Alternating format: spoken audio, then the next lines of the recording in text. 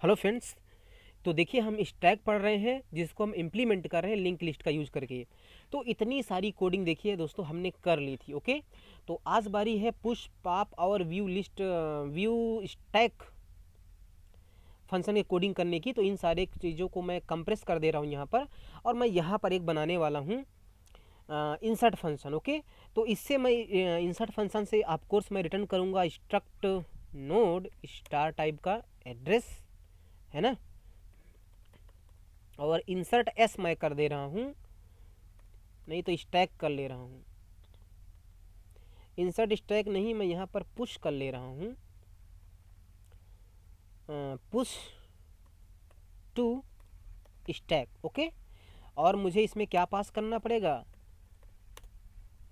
वो जो स्टैक है ना, स्टैक अगर मिल जाए तो मैं क्या करूँगा, मैं पुश ऑपरेशन बड़े आराम से परफॉर्म कर सकता हूँ। ठीक, अब जब मैं पुश करने वाला हूँ तो मुझे एक नोड चाहिए, है ना। तो ये क्रिएट नोड हमने फंक्शन को बनाया था, है ना। तो इसमें मुझे क्या करना है, वैल्यू पास करना है। तो सबसे पहले मैं यहाँ पर मैसेज दे देता हूँ,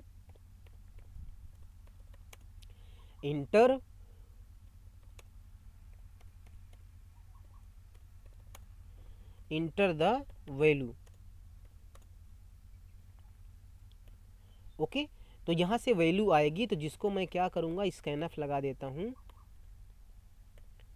एड्रेस ऑफ इधर वैल में मैं स्टोर कर लूँगा। ओके, ऑफ कोर्स मुझे इस वैल को डिक्लेयर करना पड़ेगा, ठीक है। अब मुझे क्या करना है, मैं इस क्रिएट नोड एस फंक्शन को क्या करूँगा, कॉल करूँगा, और इसमें मैं वैल्यू पास कर दूँगा। तो ये फंक्शन क्या करेगा, एड्रेस रिटर्न करके देगा। तो उस एड्रेस को मैं स्टोर करने के लिए मुझे एक पॉइंटर बनाना पड़ेगा। स्ट्रक्ट नोड इस तरह से हमने बना लिया है, ठीक। तो अब मेरे पास नोड आ चुका है, नोड बन गया जिसका एड्रेस कहाँ है, पी में है, ठीक। तो मान लीजिए इस तरह से नोड बना होगा, है ना।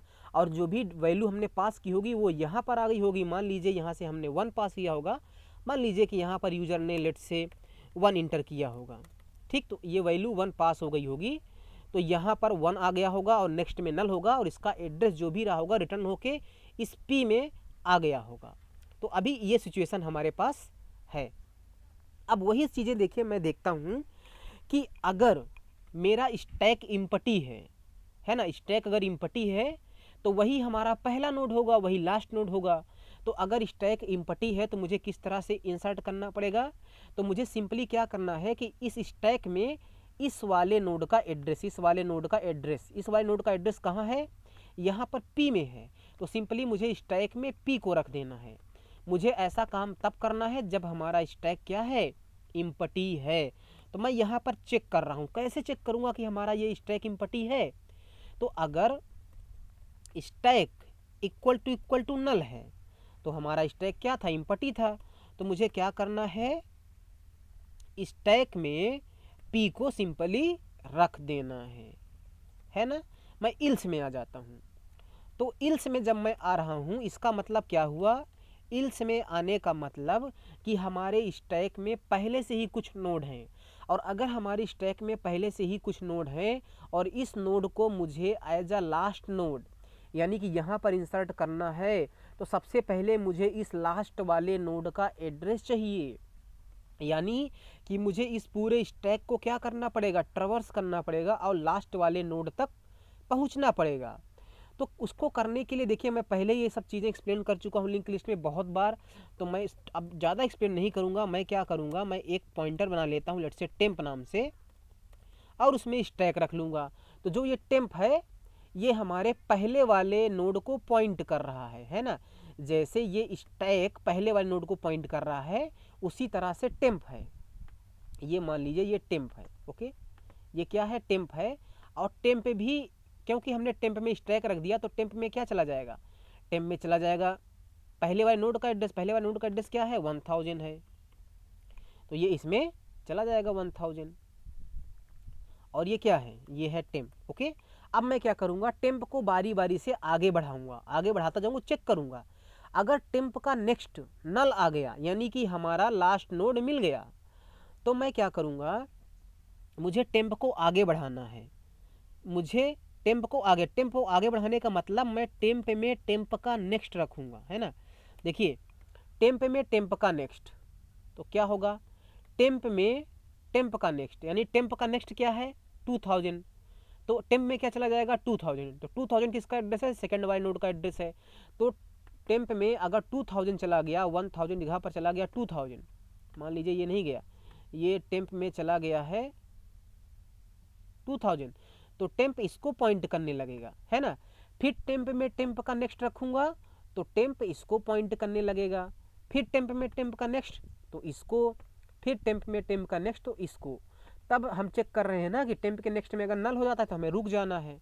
तो मुझे ये लाइन को बारी बारी से चलाते जाना है, चलाते जाना है। कब तक चलाना है, जब तक जो टेम्प का नेक्स्ट है नल नहीं आ जाता, यानी कि नॉट इक्वल टू नल। देखिए हमने क्या किया, हमने लिखा जब तक टेम्प का next not equal to null है, यानी कि जब तक टेम्प के नेक्स्ट में नल नहीं आ जाता तब तक चलाओ।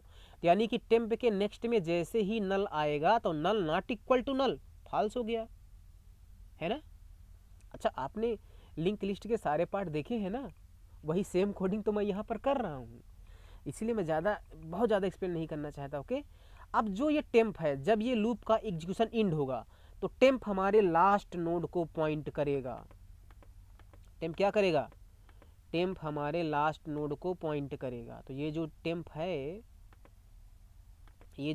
है, लास्ट वाले नोड का एड्रेस, लास्ट वाले नोड का एड्रेस क्या है 5000, तो इसमें क्या है 5000 है। यानी कि जो ये टेम्प है ना, ये टेम्प हमारे लास्ट वाले नोड को पॉइंट कर रहा है। तो सिंपली अब आप खुद बताइए कि अगर मुझे इस नोड को ऐड करना है तो यहाँ पर नेक्स्ट में इस वाले नोड का एड्रेस हमें रख देना है। इस वाले नेक्स्ट को हम किस तरह से एक्सेस करेंगे, टेम्प से। तो टेम्प के नेक्स्ट में इस वाले नोड का एड्रेस, इस वाले नोड का एड्रेस कहाँ है, पी में है, तो टेम्प के नेक्स्ट में पी को रख दो। तो मैं इस लूप के बाहर आऊँगा, लिखूँगा टेम्प के नेक्स्ट में पी को रख दो, हमारा काम हो गया। और फाइनली मुझे यहाँ से क्या करना है, रिटर्न करना है। किसको रिटर्न करना है, स्टैक को। जैसे हम हेड को रिटर्न करते थे ना, हम स्टैक को रिटर्न करेंगे, ठीक। अच्छा दोस्तों आप एक बात बताइए, आपको इसमें तो कोई दिक्कत नहीं लग रहा ना कि हम रिटर्न क्यों कर रहे हैं, हाँ? आपको इसमें कोई डाउट तो नहीं है? अगर डाउट है तो बोल देना, मैं इसको एक्सप्लेन कर दूंगा, ठीक। देखिए मैं बताना क्या चाह रहा हूँ। अच्छा मैं अपने अगले वीडियो में मैं बात करूँगा कि मैं यहाँ पर रिटर्न क्यों कर रहा हूँ, ठीक है। तो ठीक है, मैं अपने अगले वीडियो में बात करूँगा। तो इस तरह से हमने पुश फंक्शन की कोडिंग कर ली है, ठीक। अगर मुझे सिमिलरली पॉप फंक्शन की कोडिंग करना हो, ठीक, तो मैं क्या करूँगा, मैं एक फंक्शन बनाता हूँ, ओके। अच्छा अगले वीडियो में मैं ज़रूर ये बात करूँगा कि हमें किस तरह से ये हम रिटर्न क्यों कर रहे हैं, ठीक। तो अच्छा अभी अगले वीडियो में मैं पहले आपको डिस्कस करूँगा, उसके बाद मैं आपको पॉप फंक्शन की कोडिंग बताने वाला हूँ। तो आई होप दोस्तों आपको ये समझ में आया होगा कि हम लास्ट में किस तरह से नोड को इंसर्ट करते हैं स्टैक में, यानी कि पुश करते हैं, ठीक। तो मिलते हैं आपको अपने अगले वीडियो में, and thank you so much, bye bye.